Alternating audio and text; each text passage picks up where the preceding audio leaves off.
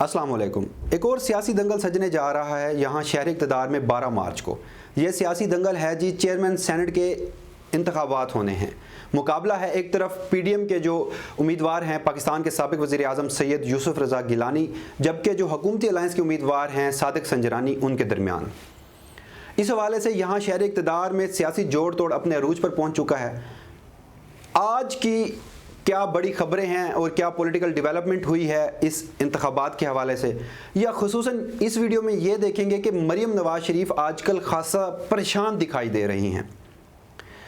अब सबसे पहले इस बात को ले लेते हैं कि आज की जो सबसे बड़ी खबर है वो खबर ये है कि जो अपोजिशन के यानी कि पीडीएम के 7 सेनेटर्स हैं जनाबे वाला, उन्होंने सादिक संजरानी को इलेक्शन में हिमायत का यकीन दिला दिया है। यानी कि वो 7 सेनेटर्स इस इलेक्शन में सादिक संजरानी को वोट देंगे।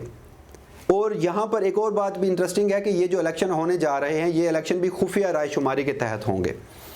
अब खबर ये है कि ये जो 7 सेनेटर्स हैं जिनमें 4 पाकिस्तान मुस्लिम लीग नून के और 3 जो हैं बलूचिस्तान की छोटी पार्टियों के हैं, उन्होंने अपने अच्छे ताल्लुकात की बिना पर जो सादिक संजरानी हैं उन्हें हिमायत का यकीन दिलाया है। अब ये जो इन्वर्टेड कॉमाज में मैंने अच्छे ताल्लुकात कहे हैं, इसे आप पाकिस्तान की जो सियासत है उसके तनाजुर में इसके क्या मानी लेते हैं ये आपके ऊपर है। बहरहाल ये खबर थी कि 7 सेनेटर्स ने हिमायत का यकीन दिला दिया है।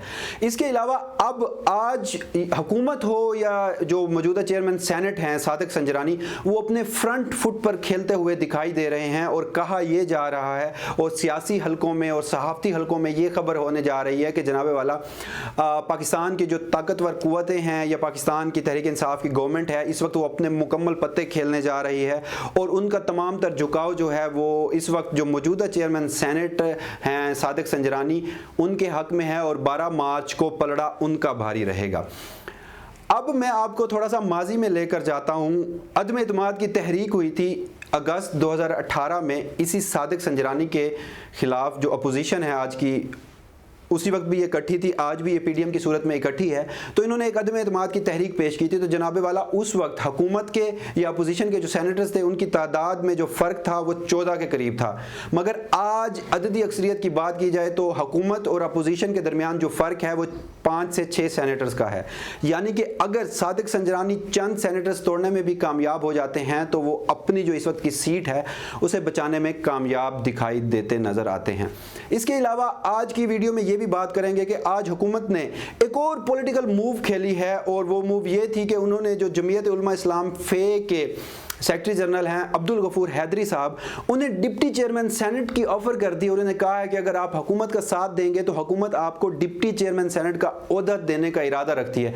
इस हवाले से जो मौजूदा चेयरमैन सेनेट हैं सादिक संजरानी और जो अब्दुल गफूर हैदरी हैं उनकी मुलाकात भी हुई है। और जब सहाफ़ियों ने उनसे सवाल पूछा कि आप किसको हिमायत का यकीन दिलाते हैं, तो उन्होंने बड़ी इंटरेस्टिंगली और बड़ी ज़ूमान अल्फाज में ये कहा कि हमारे चेयरमैन सेनेट सादिक संजरानी हैं और मैं यकीन से नहीं कह सकता कि 12 मार्च के बाद चेयरमैन सेनेट कौन होगा। तो यहाँ पर एक इंटरेस्टिंग बात थी कि अगर अपोजिशन के पास अददी अक्सरियत हासिल है, यानी कि इस वक्त अगर हम फाटा के 4 अरकान जो कि इस वक्त इनके इंतखाबात नहीं हुए उन्हें निकाल दें, तो जितने पाकिस्तान में जो सेनेट के बड़े हाउस में 100 सेनेटर्स हैं, यानी कि जो सिंपल मेजॉरिटी यानी कि जो 51 वोट लेगा वो कामयाब होगा चेयरमैन सेनेट के लिए। तो अगर अपोजिशन के पास इतनी अददी अक्सरियत है तो फिर कल चाहे उन्होंने काफ लीग के घर भी गए और काफ लीग के जो रहनुमा हैं चौधरी शुजात हुसैन और परवेज़ इलाही, उनके साथ भी बिलावल भुट्टो जरदारी और हमजा शहबाज ने मुलाकात की, मगर वहाँ पर भी जो चौधरी बरादरान थे उन्होंने साफ इनकार किया। उन्होंने कहा कि वो हुकूमत के अलाइज हैं और वो हुकूमत को इस बात की यकीन दहानी करा चुके हैं कि उन्हें वोट देंगे। तो इस वक्त जो सियासी जोड़ तोड़ है वो अपने अरूज पर है। और यहाँ पर एक और बात बड़ी इंटरेस्टिंग है और बड़ी ही जू मानी है, वो ये है कि जनाबे वाला 3 मार्च तक आपने अपोजिशन के मुंह से ये सुना होगा कि जो इस्टेब्लिशमेंट है या जो मक्तदर हल्के हैं या जो ताकतवर हल्के हैं वो न्यूट्रल हो चुके हैं और उनकी जो बैकिंग है इमरान खान की गवर्नमेंट के पीछे वो ख़त्म हो चुकी है। मगर जैसे ही 3 मार्च का दिन गुजरता है उसके बाद अगेन जो मुस्लिम लीग नून या चाहे पीडीएम है उसका जो इस्टेब्लिशमें के ख़िलाफ़ एक बयानिया है उसमें सख्ती आती गई है। और यहाँ तक कि जब वज़ीर आज़म ने एतमाद के वोट लिए हैं तो मरियम नवाज शरीफ ने तो बहुत बड़े इल्ज़ामात लगा दिए हैं और वो खासा परेशान दिखाई दे रही हैं। और उन्होंने उनके इल्ज़ामात की नोयत बहुत ज़्यादा थी और उन्होंने तो एजेंसियों का भी जिक्र किया, इस्टेब्लिशमेंट का भी जिक्र किया, इंडिविजुअल्स का भी जिक्र किया। और यहाँ पर यह बात सिर्फ मरियम नवाज़ करती दिखाई नहीं देती, बल्कि चाहे शाहिद खकान अब्बासी साहब हों या फिर पाकिस्तान पीपल्स पार्टी के जो चेयरमैन हैं बिलावल भुट्टो जरदारी साहब, उनके मुँह से भी ये अल्फाज निकले हैं और आजकल वो खासा परेशान दिखाई देते हैं।